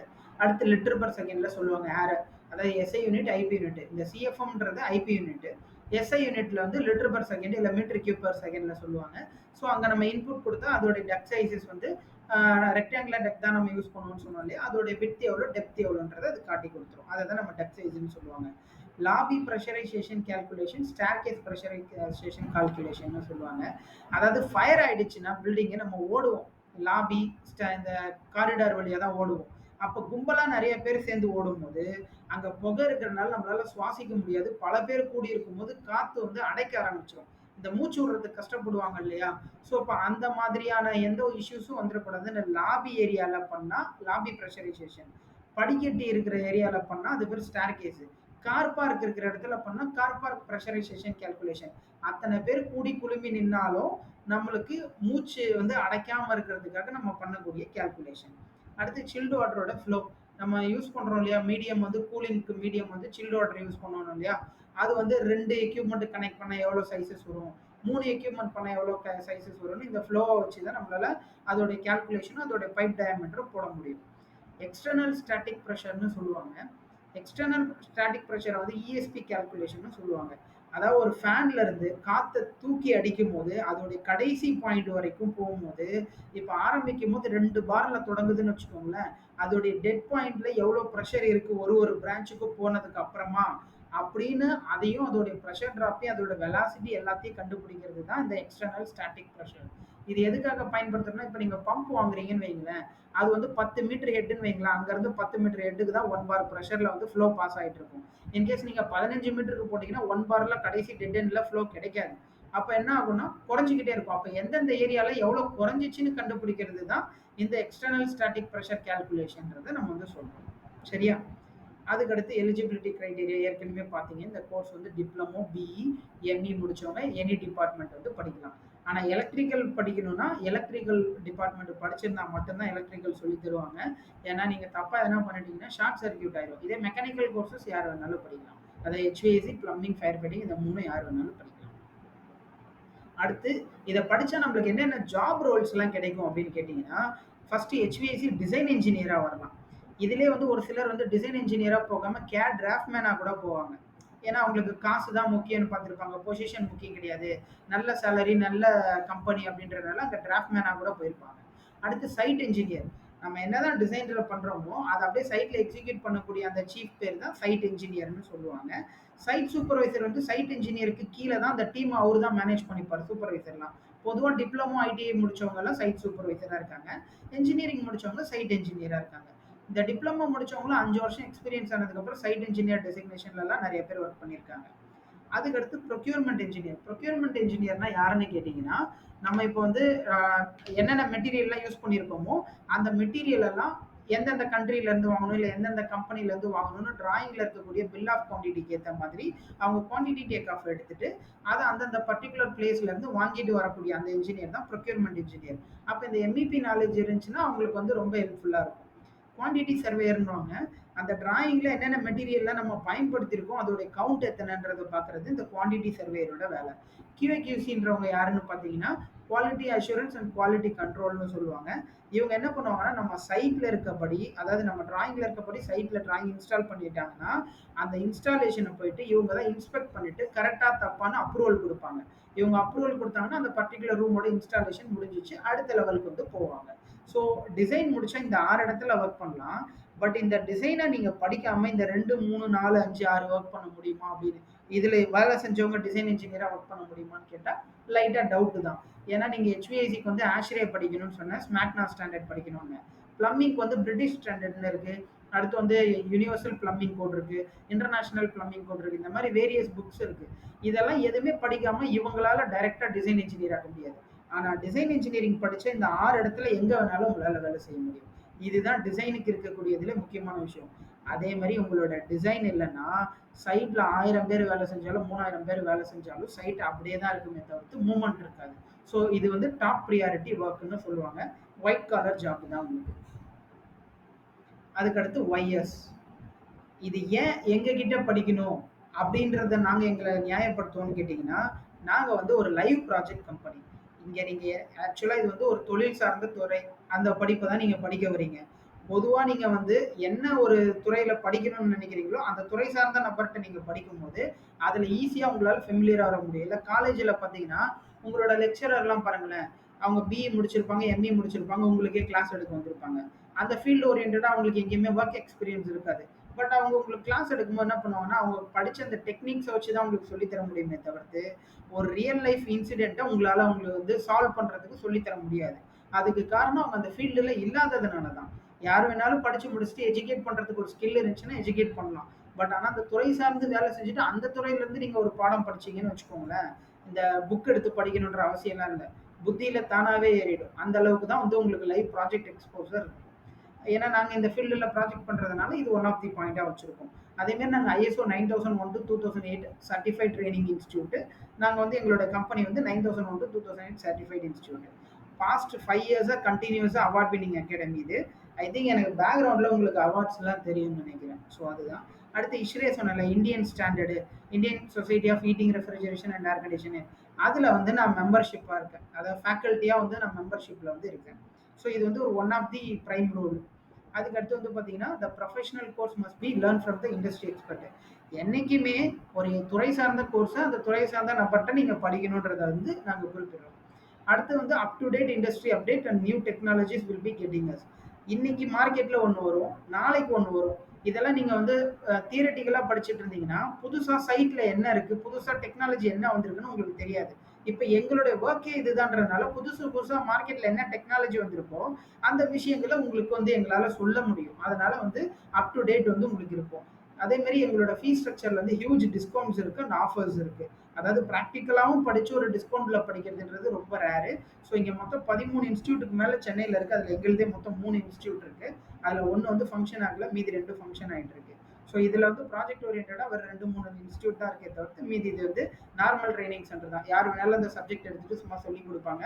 அவங்களுக்கு இந்த ஃபீல்டுக்கும் சம்மந்தமே இருந்திருக்காது. அடுத்து வந்து பார்த்தீங்கன்னா, last but not least 100% industry oriented syllabus. இன்னைக்கு மார்க்கெட்டில் என்ன இருக்கோ அதோடைய சிலபஸ் தான் முக்கியமாக நீங்கள் முழுக்க முழுக்க படிக்கிறீங்களே தவிர்த்து இந்த காலேஜில் படித்த மாதிரி ஒரு டாப்பிக்கு அது இந்த டாபிக் கீழே இந்த டாபிக்லாம் படிக்கிறீங்க, அவுடேட்டட் சிலபஸ் இருக்காது. பியூர்லி இண்டஸ்ட்ரி ஓரியன்டட் சிலபஸ் தான் நீங்கள் படிப்பீங்க. இங்கே கோர்ஸ் முடிச்சா 1.5 மாதம் இந்த கோர்ஸ் HVAC வித் ஆட்டோகேட் காம்போவோட தான் படிப்பீங்க. இது முடிச்சா இந்த 1.5-2 மாதத்துக்குள்ள உங்ககிட்ட ஒரு architect drawing, structural drawing input கொடுத்தா யாரோட ஹெல்ப் இல்லாமல் உங்களால் இண்டிபெண்ட்டாக டிசைன் டிராயிங் ப்ரிப்பேர் பண்ண முடியும், ஷார்ப் டிராயிங் ப்ரிப்பேர் பண்ண முடியும், கேல்குலேஷன் ரிப்போர்ட் ப்ரிப்பேர் பண்ண முடியும். இதை தான் அவங்க அங்கே எதிர்பார்க்குறாங்க ஓனராக இருந்துக்கிட்டு. உங்களுக்கு ஃப்ரெஷர் சேலரி தான் கொடுப்பாங்க, இதனால் வந்து உங்களுக்கு எக்ஸ்பீரியன்ஸ் சேலரிலாம் கொடுப்பாங்கன்னு போய் சொல்ல முடியாது. பியூர்லி ஃப்ரெஷர் சேலரி தான். ஆனா வெறும் பிஇ இல்ல டிப்ளமோ மட்டும் முடிச்சிருந்தீங்கன்னா, உங்கள டைரக்ட்டா வேலைக்கு எடுக்கிறது 95% பாசிபிள் கிடையாது. ஆனா இந்த மாரி முடிச்சுட்டு நீங்க போனீங்கன்னா, உங்கள எடுப்பாங்க. அதுக்கு தான் இந்த கோர்சஸ் வந்து நீங்க படிக்கிறீங்க. அடுத்து யுஏயோட சேலரி ஸ்ட்ரக்சர். கிளாஸ் டோர்ன்னு சொல்லிட்டு ஒரு கம்பெனி இருக்கும். நீங்க கூகுள்ல பார்த்தீங்கன்னா தெரியும். எவ்வளோ டிமாண்ட்ஸ் இருக்கு, எவ்வளோ பே அவுட் வந்து பண்றாங்க. இதெல்லாம் அங்க இருக்கக்கூடிய முக்கியமான கம்பெனிஸ். அங்க வந்து ஏஇடினா உங்களுக்கு வந்து பார்த்தீங்கன்னா, அரப் எமிரேட் திராம்ஸ்ன்னு வரும். ஸோ நம்ம நாட்ல எப்படி இந்தியன் ரூபின்றாங்களோ, அந்த மாரி அவங்க கண்ட்ரில வந்து பார்த்தீங்கன்னா, இது வந்து உங்களுக்கு வந்து ஏஇடின்ற கரன்சி வந்து சொல்றாங்க. இங்க வந்து 515லேருந்து 5000 திராம்ஸ் வரைக்கும் இந்த எமிரேட்ஸ் குரூப்ன்ற கம்பெனி வந்து ஆஃபர் பண்றாங்க. கரண்ட் ரேட்டுக்கு ரூ. 20லேருந்து ரூ. 21 நினைக்கிறேன் ஒரு ஏஇடின்றது. ஒரே ஒரு நிமிஷம். ரூ. 20.75 ஸோ அப்ராக்ஸிமேட்டா என்ன கேட்டீங்கன்னா, ஃப்ரெஷருக்கு வந்து 2500 கிராம்ஸ் வந்து சேலரி கன்ஃபார்மா கிடைக்கும். மினிமம் த மோஸ்ட் வொர்ஸ்ட் கேஸ்ல 51,000 இருக்கும். எங்க கம்பெனிலேருந்து வெளியில போனவங்க மினிமம் 3000 கிராம்ஸ் நெறைய பேர் வாங்குறாங்க. ஸோ அங்க வந்து ஃபுட் அண்ட் அக்காமடேஷன் அவங்களே குடுத்துருவாங்க. இந்த மாரி நெறைய கம்பெனிஸ் இருக்கு. நெறைய ஸ்கிரீன்ஷாட் வச்சு அசிங்கமா இருக்குன்னு சும்மா ஒரு 4 கம்பெனி இது மட்டும் வச்சிருக்கேன். கீழ மார்க் பண்ணியிருக்கேன் பாருங்க. ஃப்ரெஷர் சேலரி ஸ்டார்ட்ஸ் அட் 2500 ஏஇடிலேருந்து ஸ்டார்ட் ஆகும். ஸோ இந்த கோர்ஸ்க்கு வந்து அந்த டிமாண்ட்ஸ் வந்து இருக்கு. அதுக்கடுத்து இப்போ எங்களோட இந்த கோர்ஸ் ஃபீஸ் இருக்கு இல்லையா? இந்த HVAC படிக்கிறதுக்கு HVAC சிஸ்டம் டிசைன் வந்து 23,000 வரும். ஆட்டோகேட் 2D அண்ட் ஐசோமெட்ரிக் வந்து பார்த்தீங்கன்னா ரூ. 3000 வரும். டோட்டலா 26,000ன்றது ஆக்சுவல் ஃபீஸு. அதாவது மொத்தமா அதோடைய ஃபீஸ் அதான். யூசுவலா நாங்க எவ்ரி மந்த் வந்து ஆஃபர் வந்து இந்த மாசம் வந்து 35% வரைக்கும் சிங்கிள் ஷாட் அதே ஒரே ரொக்க பணமா கட்டினா இந்த ரூ. 26,000க்கு பதிலா நீங்க ரூ. 16,900 மட்டும் நீங்க பே பண்ணலாம். இன்கேஸ் டியூல அதாவது ரெண்டா அமௌண்ட்டை பிரிச்சு கட்டுறேன் அப்படின்னு சொன்னீங்கன்னா அது பேர் டியூன்னு சொல்லுவாங்க. அதுக்கு வந்து உங்களுக்கு 30% டிஸ்கவுண்ட் போக பேலன்ஸ் எவ்வளோ 70% வரும்னு பார்த்தீங்கன்னா 26,000 கோர்ஸ் வந்து உங்களுக்கு 18,200 கிடைக்கும். இது வந்து நார்மல் பீப்புளுக்கு. இந்த வெபினார் யார் அட்டன் பண்ணீங்களோ 7 நாளுக்குள்ள நீங்க ஜாயின் பண்ணீங்கன்னா சிங்கிள் ஷார்ட் பேமெண்ட் கட்டினீங்கன்னா இவங்களுக்கு தர 35% தாண்டி உங்களுக்கு 15% எக்ஸ்ட்ரா வந்து டிஸ்கவுண்ட் கொடுப்பாங்க. 50% ஆஃபர் போக அதாவது பாதிக்கு பாதி எவ்வளோன்னு கேட்டிங்கன்னா 13,000 வரும் உங்களுக்கு. இதே இல்லை நான் டியூல ரெண்டா பிரிச்சு கட்ட போறேன், ஒரு அட்மிஷன் ஒரு ஜாயினிங் கிளாஸ் வரதுக்கு முன்னாடி ஒன்றும் ஜாயின் பண்ண போது ஒரு ஃபீஸ் கட்டுறீங்கன்னா 40% டிஸ்கவுண்ட் இருக்கும். 15,600 இருக்கும். இந்த வெபினார் அட்டன் பண்றதுன்றது ஒரு பெரிய விஷயம் கிடையாது. இது ஜஸ்ட் உங்களுக்கு இப்படி ஒரு துறை இருக்குன்றத ஒரு விஷயத்தை காட்டுறது தான். ஆனா எங்களை மதிச்சு நீங்க உங்களுடைய 30 நிமிஷத்தை செலவிட்டதுனால இவங்கள ஹானர் பண்றதுக்காக எக்ஸ்ட்ரா இந்த 15% கொடுத்துருக்கோம். என்னுடைய வாட்ஸ்அப் நம்பர் உங்க எல்லாருக்கும் தெரியும். HVAC கோர்ஸ் அப்படின்னு எனக்கு அடிச்சீங்கன்னா ஆட்டோமேட்டிக்கா என்னோட ஹெல்ப்பே இல்லாமல் உங்களுக்கு இன்னைக்கு என்ன ஆஃபர்ல இருக்கோ அந்த ஃபீஸ் ஸ்ட்ரக்சர் வந்துடும். வேணா நீங்க அப்புறமா ட்ரை பண்ணி பார்க்கறதா இருந்தா பண்ணுங்க. HVAC கோர்ஸ்னு என்னுடைய வாட்ஸ்அப் அனுப்பி சென்ட் பண்ணீங்கன்னா இமீடியட்டா உங்களுக்கு ஃபீஸ் ஸ்ட்ரக்சர் எங்களுடைய லொகேஷன் எல்லாமே வந்துடும். பிளம்பிங் கோர்ஸ்னு அடிச்சு அனுப்பிச்சிங்கன்னா உடனே அந்த மாதிரி வந்துடும். ஃபயர் ஃபைட்டிங்னு அடிச்சிங்கன்னா அந்த மாதிரி வந்துடும். MEPன்னு அடிச்சிங்கன்னா அந்த கோர்ஸோட டீட்டெயில் வந்துடும். எதுவுமே ஹியூமன் சார்ந்தது கிடையாது. It's completely automation. நீங்க ஆல்ரெடி எனக்கு வெபினார் ரெக்வஸ்ட் கொடுக்கும்போது ஆட்டோமேட்டிக்கா உங்களுக்கு டேட் டைம்லாம் போட்டு என்னால் உடனே டைப் பண்ணி அனுப்பியிருக்க முடியாது. பட் உங்களுக்கு எப்படி அது வருதுன்னு கேட்டிங்கன்னா இட்ஸ் கம்ப்ளீட்லி ஆட்டோமேஷன் தான் நாங்கள் வச்சுருக்கோம். ஏன்னா மல்டிபிள் ட்ரைனிங் சென்டர் இருக்கிறதுனால ஒருத்தருக்கு கூட சொல்லி ஒருத்தருக்கு குறைச்சி சொல்லி எந்த பேதமும் இருக்கக்கூடாதுன்றதுக்காக காமனாக அப்படி ஒரு ஆட்டோமேஷன் சிஸ்டம் வந்து நாங்கள் வச்சுருக்கோம். சரியா? ஸோ இந்த வெபினார் அட்டன் பண்ணுறவங்களுக்கு இன்னையிலேருந்து 7 நாள் அதாவது அடுத்த திங்கட்கிழமைக்குள்ளே ஜாயின் பண்ணீங்கன்னா உங்களுக்கு இந்த டிஸ்கவுண்ட்டில் கிடைக்கும். அப்படி இல்லைன்னா இந்த மந்த் எண்டுக்குள்ளே வந்தீங்கன்னா இந்த ஆஃபர் யூஸ்வலாக கிடைக்கும். இது எவ்ரி மந்த் ஆன் மந்த் மாறிக்கிட்டே இருக்கும். அந்த மாசத்தோடைய கடைசி நாள் ராத்திரி 12:01க்கு தான் எங்களுக்கே என்ன ஆஃபர் இருக்குன்றது தெரியும். பட் இந்த வெபினார் ஆஃபர் டிசைட் பண்ணது நாங்கள் தான். ஸோ இது எவ்வளோ இருக்குன்றது எங்களுக்கு தெரியும். சரியா? அதுக்கடுத்து எங்களுடைய அட்ரஸ் இது என்னுடைய ஃபோன் நம்பர் ஆல்ரெடி உங்களுக்கு தெரியும். எங்களுடைய இமெயில் ஐடி, எங்களுடைய வெப்சைட் டீட்டெயில்ஸ் இது. ஏன்னா வெப்சைட் வழியாக தான் நீங்களே உள்ளே வந்தீங்க. எங்களுக்கு அண்ணா நகர் அண்ட் மணலி 2 இடத்துல வந்து பிரான்ச்சஸ் இருக்குது. ஓகே, ரெண்டுமே சென்னையில் தான். உங்களுக்கு இப்போ ஏதாவது கொஸ்டின்ஸ் இருந்துச்சுன்னா நீங்கள் கேளுங்க, உங்களுக்கு வந்து நான் ஆன்சர் பண்ணுறேன்.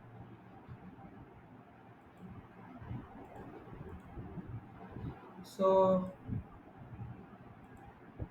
யாருக்காவது கொஸ்டின்ஸ் இருந்துச்சுன்னா அன்மியூட் பண்ணிவிட்டு எங்கிட்ட பேசுங்க. நான் வந்து உங்களுக்கு கண்டிப்பாக எக்ஸ்பிளைன் பண்ணுறேன். சொல்லுங்க. சொல்லுங்க.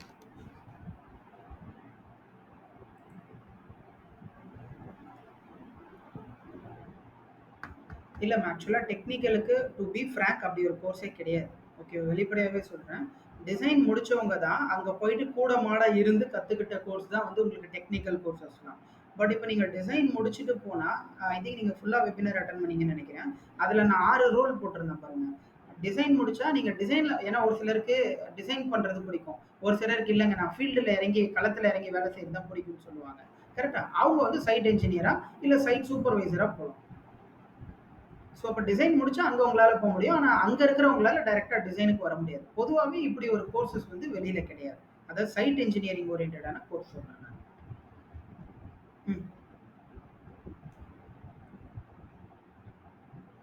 ம்.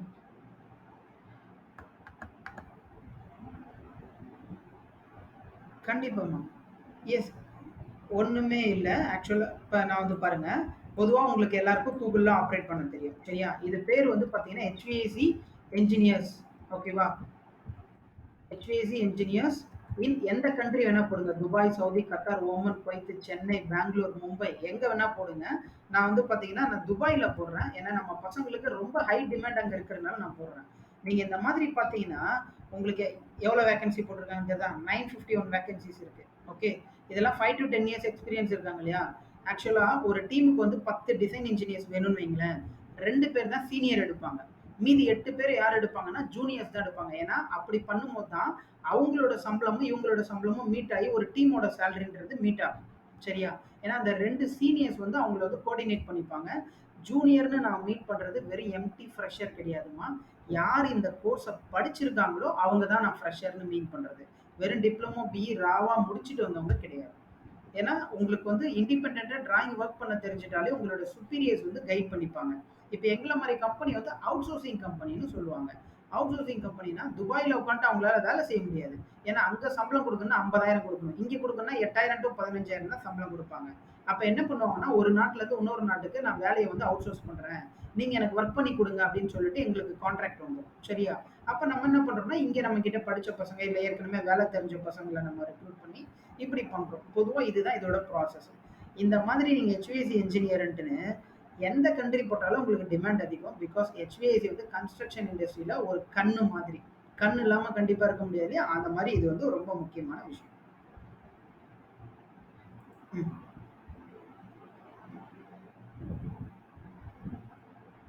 ம். ம். சரிப்பா. ம். ம்.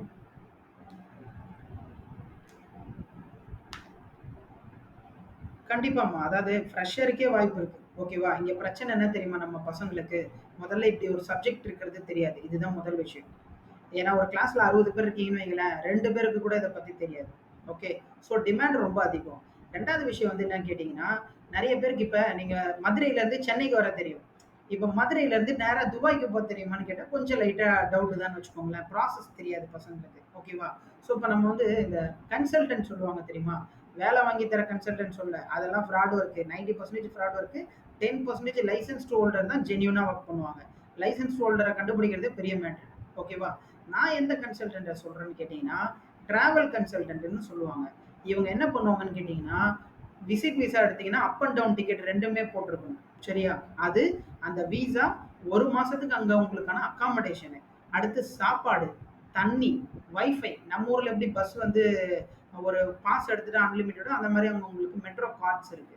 ஸோ அந்த மாதிரி கார்ட்ஸ் இது எல்லாத்தையும் சேர்த்து 40,000 டூ 50,000 ரேஞ்சுக்கு துபாய்னா துபாய், சவுதினா சவுதி, கத்தார்னா கத்தார், குவைத்னா குவைத், ஒமன்னா ஒமன். இந்த மாரி எந்த கண்ட்ரி கேட்குறீங்களோ, அவங்க வந்து ஆர்கனைஸ் பண்ணி குடுத்துருவாங்க. இப்படிதான் இங்க எல்லாரும் அந்த கோர்ஸ முடிச்சுட்டு, அப்படி போய் அவங்களே டைரக்ட்டா வேலை எடுத்துக்கிட்டாங்களே தவிர்த்து, இதுல நான் வேலை வாங்கி குடுத்தேன்லாம் எங்களால தற்பெருமையே பேச முடியாது. காரணம் என்னன்னா, டெக்னிக்கலான அறிவு ஒண்ணு குடுத்துர்றோம். 2வது விஷயம் கமர்ஷியலா நீங்க எப்படி நடந்துக்கணும்ன்றத சொல்லிர்றோம். 3வது இந்த மாரி டிராவல் போம்போது எப்படின்ற கைடன்ஸ் குடுக்குறோம். இது தெரிஞ்சா நீங்க யாரையும் சார்ந்து இருக்கணும்ன்ற அவசியமே கிடையாது. தானாவே உங்களால ஜெயிச்சிட முடியும். சரியா? அதனால தான் ஃப்ரெஷரும் போறாங்க. 8 வருஷம், 10 வருஷம் சைட்ல வேலை செஞ்சுட்டு, அவங்களுக்கு டிசைன்ல நாலேட்ஜ் இல்லாததுனால, அவங்களும் நேர்ல இங்க வந்து டிசைன படிச்சுட்டு அப்புறமா வேலைக்கு போனவங்களும் நெறைய இருக்காங்க. பொதுவா அவங்க எப்படி வருவாங்கன்னு கேட்டீங்கன்னா, இந்த 1 மந்த், 2 மந்த் வெக்கேஷன் குடுப்பாங்க தெரியுமா? அந்த டைம்ல வந்து இங்க வந்து படிச்சுப்பாங்க. இல்லன்னா அங்கருந்து ஆன்லைன்லயே படிப்பாங்க. பொதுவா இப்படிதான் வந்து ஃபங்ஷன் ஆகுது. சரியா? ஓகேம்மா. வேற ஏதாவது யாருக்காவது டவுட் இருக்கா?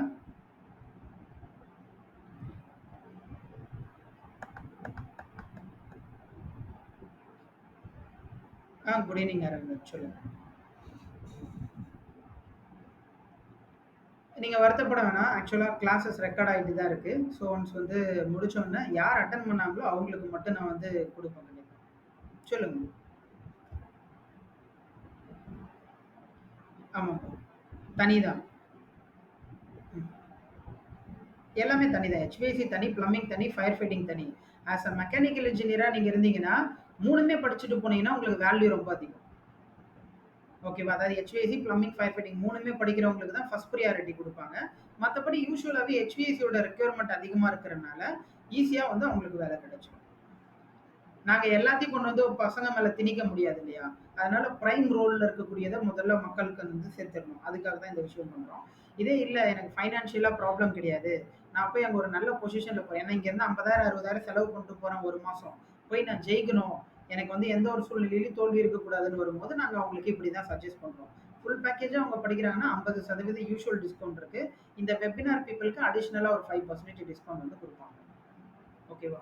ஸோ ஆஃப்டர் த கான்வர்சேஷன் நீங்க என்னுடைய வாட்ஸ்அப் நம்பருக்கு MEP கோர்ஸ்ன்னு ஒரு மெசேஜ் அனுப்பிச்சு சென்ட் பண்ணீங்கன்னா போதும். அதாவது வாட்ஸ்அப்ல சொல்றேன். ஆட்டோமேட்டிக்கா அதோட ஃபீஸ் டீடைல், ஆக்சுவல் ஃபீஸும் வரும், ஆஃபர் ஃபீஸும் எவ்வளோன்னு வரும். ஆன்லைன்ல படிக்கணும்னா எவ்வளோ வரும், ஆஃப்லைன்ல படிக்கணும்னா எவ்வளோன்னு எல்லாமே தெள்ள தெளிவா தனித்தனியாவே உங்களுக்கு போட்டு குடுத்துருப்பாங்க. வேற ஏதாவது டவுட் இருக்காமா அரவிந்தன்?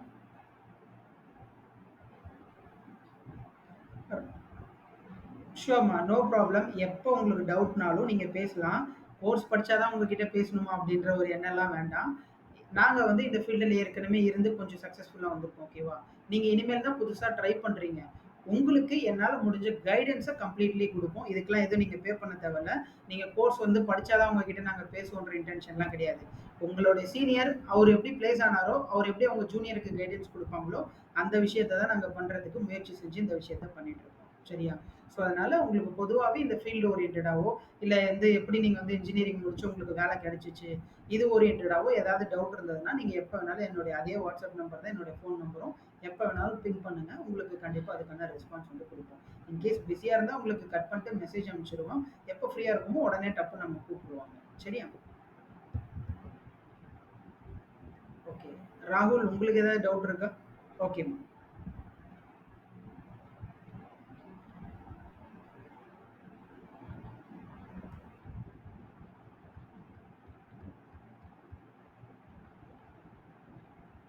ராகுல் உங்களுக்கு கேக்குதா?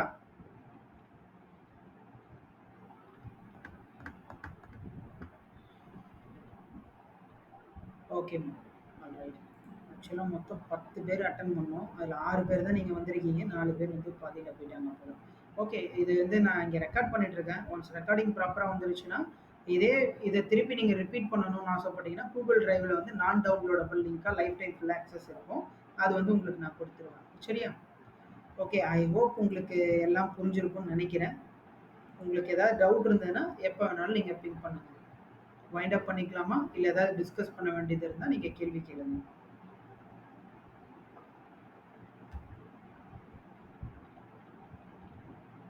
இல்ல இல்லையா? ஸோ சொல்லுங்கம்மா.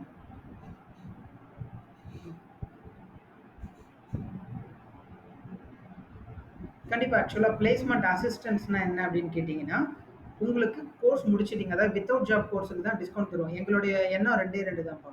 ஒண்ணு வேலை குடுக்கணும். இல்ல பசங்க வேலைக்கு இங்க படிச்சுட்டு போறதுக்கு அவங்களுக்கு கொஞ்சம் செலவாகும். அத டிஸ்கவுண்ட்ன்ற பேர்ல நம்ம குடுத்துறணுன்றதுக்காக தான் அப்படி பண்ணிட்டு இருக்கோம். இங்கே வந்து MEP பேக்கேஜ் வந்து நீங்க படிக்கிறீங்கன்னு வைங்களேன், HVAC, plumbing, fire fitting, AutoCAD இது 4ம் சேர்ந்த பேக்கேஜ் வந்து HVAC ரூ. 23,000 வரும். பிளம்பிங் ரூ. 20,000 வரும். ஃபயர் ஃபைட்டிங் 18,000 வரும். ஆட்டோகேட் 3,000 வரும். டோட்டலா 64,000ன்றது ஆக்சுவல் ஃபீஸ். உங்களுக்கு வித் ஜாப்னா 54,000 பண்ணி தருவாங்க. டியூ பேசிஸ்ல கட்டுறீங்கன்னா. சிங்கிள் ஷாட் பேமெண்ட்னா உங்களுக்கு 52,000 பண்ணி தருவாங்க. 6 மாசம் கோர்ஸ் முடிச்சுன்னு உங்களுக்கு 7, 8, 9 வந்து ப்ரொபேஷனரி. ப்ரொபேஷனரியில ரூ. 8,500 ஸ்டார்ட்டிங் சேலரி இருக்கும். 10th மந்த்லேருந்து 2 வருஷம் அக்ரிமெண்ட். ஸ்டார்ட்டிங் சேலரி 10,500லேருந்து ஸ்டார்ட் ஆகும். சர்டிஃபிகேட் வந்து ஹேண்ட் ஓவர் பண்ணுவீங்க. வருஷம் வருஷம் இன்க்ரிமெண்ட் இருக்கும். இது வந்து வித் ஜாப் கோர்ஸ். இதே வித்தவுட் ஜாப் கோர்ஸை பொறுத்த வரைக்கும் கோர்ஸ் முடிச்சு போயிட்டாங்க. அங்க கிளைண்ட் யாராவது எங்களுக்கு ஆள் வேணும்னு கேட்கும்போது, இங்க படிச்ச அந்த பசங்கள தான் நாங்க ரெஃபர் பண்றோம். தெரியாத நபரை எங்களால ரெஃபர் பண்ண முடியாது. ஏன்னா, அவங்க யார் என்ன பண்றாங்கன்னு எங்களுக்கு தெரியாது இல்லையா? ஏன்னா, எங்க பசங்களோட குவாலிட்டி என்னன்றது எங்களுக்கு தெரிஞ்ச விஷயம் தான். ஸோ, அதனால வந்து நாங்க என்ன பண்ணுவோம் அப்படின்னு கேட்டீங்கன்னா, இங்க படிச்ச பீப்பிள தான் நம்ம வந்து அவங்களுக்கு சஜஷன் குடுக்குறது. சரியா? அது ஏன் நாங்க அந்த அஷ்யூரன்ஸ் எங்களால குடுக்க முடியல அப்படின்னு கேட்டீங்கன்னா, இன்னைக்கு வந்து பார்த்தீங்கன்னா, ஒரு ஆஃபர் இருக்கு. நீங்க கோர்ஸ் முடிக்கும்போது அந்த ஆஃபர் இருக்குமா, இருக்காதான்னு தெரியாது. ஏற்கனவே காலேஜ்லயே நீங்க வந்து வேலைலாம் தருவாங்கன்ற எண்ணத்துல தான் நீங்க அங்க படிச்சிருக்கீங்க.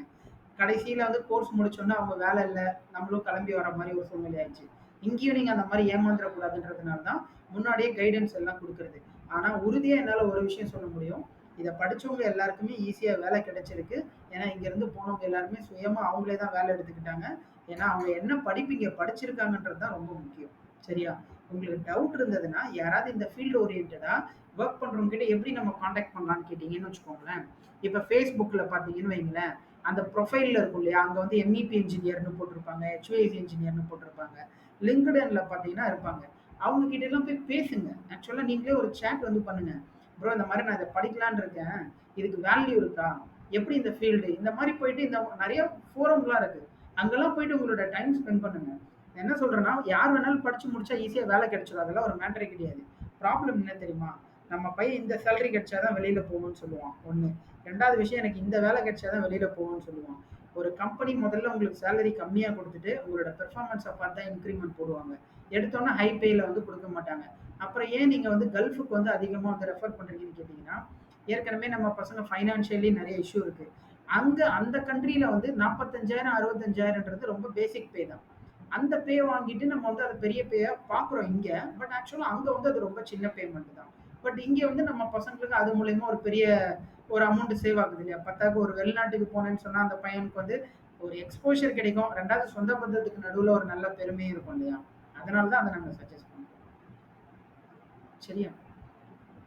So placement assistance always available with us. But அதுக்கு அஷூரன்ஸ் குடுக்க முடியாது. நீட் இருக்கும்போது கண்டிப்பா உங்கள சஜெஸ்ட் பண்ணலன்னா எங்களுக்கும் வேற வழியே இல்லல்ல. கமர்ஷியலாவே பேசுவோம். நான் உங்களுக்கு குடுக்குறேன்னா, அதுக்கு காரணம் உங்களுக்கு அந்த குவாலிட்டியான ஒரு அவுட்புட் உங்ககிட்ட இருந்து கிடைக்குன்ற ஒரு தன்னம்பிக்கை தான். ஏன்னா, ஒரு வாட்டி நான் வந்து தப்பான ஆள அனுப்பிட்டேன்னா, அடுத்த வாட்டி என்கிட்ட ஆள் கேட்கவே மாட்டாங்க. புரியுதா? ஸோ இந்த காரணத்தினால தான் அதில நாங்க ரொம்ப கான்ஷியஸா இருப்போம். இதெல்லாம் தாண்டி ஒரு ஃப்ராங்க்கா ஒரு உண்மைய பெருமையாவே சொல்லணும்னு கேட்டா, எங்க கம்பெனிக்கு வர 65% ப்ராஜெக்ட் யார் மூலியமா வருதுன்னு கேட்டீங்கன்னா, இங்கருந்து படிச்சுட்டு, அங்க போயிட்டு அந்த பசங்க வந்து ப்ராஜெக்ட் என்ஜினியரா இருப்பாங்க. அவங்க எங்களுக்கு குடுக்குற ப்ராஜெக்ட் தான் 65% எங்க கம்பெனிக்கு ப்ராஜெக்ட்டா வருது. இவங்க மூலியமா தான் எங்களுக்கு ஒரு வருஷத்துக்கு 40லருந்து 70 லட்சம் ரூபாய்க்கு எங்களுக்கு ஒர்க் அங்கருந்து குடுக்குறாங்க. அத வச்சு தான் எங்களால இங்க கம்பெனி ரன் பண்ண முடியுது. சரியா? இதுதான் யூசுவலா ஓப்பனா சொல்லக்கூடிய ஒரு விஷயம். ஆல்ரைட். வேற ஏதாவது டவுட்ஸ் இருக்கா? ஐ ஹோப் 3 பேருக்கும் கிளியர்ன்னு நினைக்கிறேன். இல்ல ஏதாவது டவுட் இருந்ததுன்னா கேளுங்க. அப்படி இல்லன்னா செஷன் வைண்ட் அப் பண்றதா இருந்தா வைண்ட் அப் பண்ணலாம். வைண்ட் அப்னா ஜஸ்ட் வைண்ட் அப்னு மெசேஜ் பண்ணுங்க.